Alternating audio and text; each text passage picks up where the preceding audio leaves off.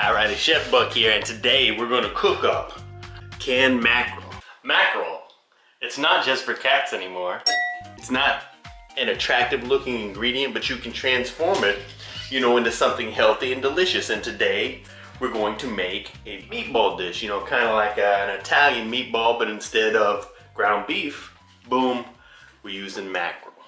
So here we go. Let's open up this monstrosity. Boom, we're just gonna pour it into this bowl. Just pieces of mackerel lopped off, whole pieces of mackerel. And that's all that's in this can. It's fully cooked.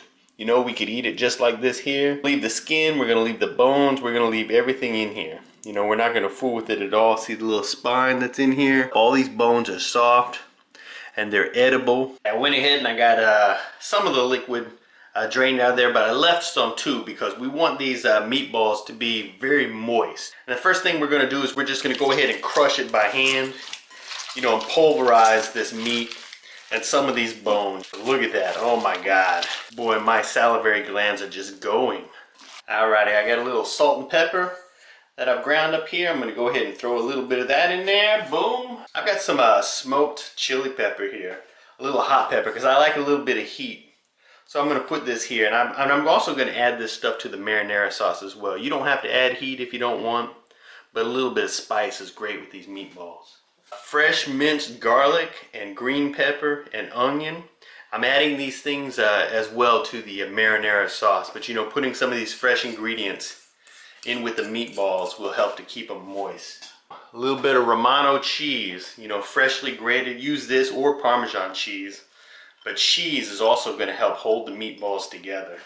And voila, we can't forget the incredible edible egg, as the Egg Council likes to say.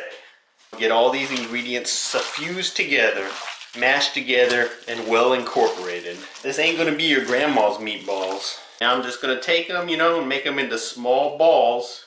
They're very moist. They got lots of little pieces of onion and pepper and garlic in them.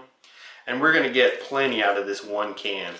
So from that one can of mackerel with my other ingredients, I was able to make about 13 ping pong sized meatballs.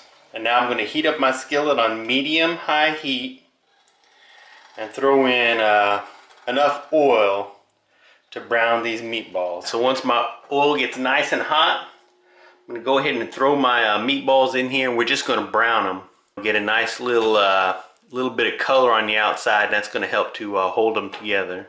But we're not going to overcook them because we want them to stay moist.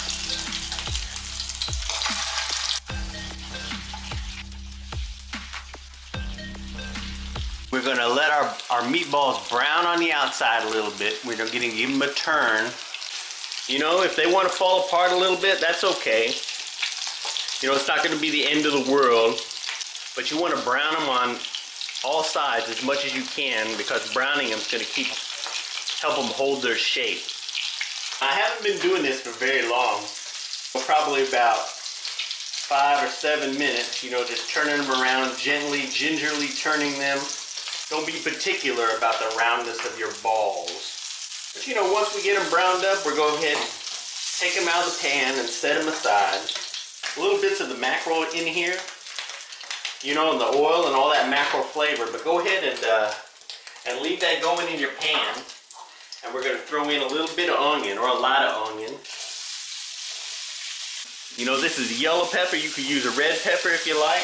That's a whole pepper right there. Now I'm going to put in half of a green bell pepper. I put a little bit of green bell pepper in with the meatballs, but I'm also going to add a little bit to our marinara sauce. And then I got some chopped up garlic here.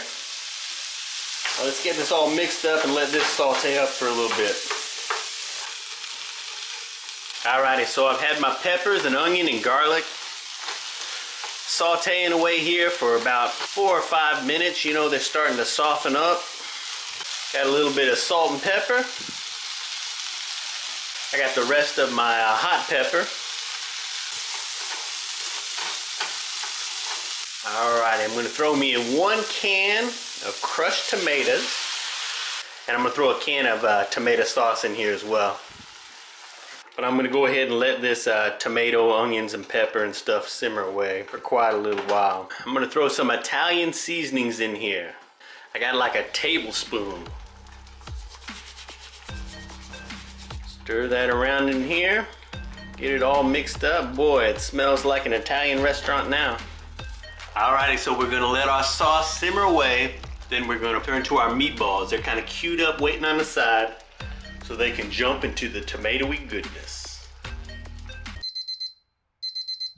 Alrighty, my sauce has been simmering patiently for about 20 minutes. It's thickening up a little bit, but that's all right. I want it kind of nice and thick. You know, this is just a very simple sauce.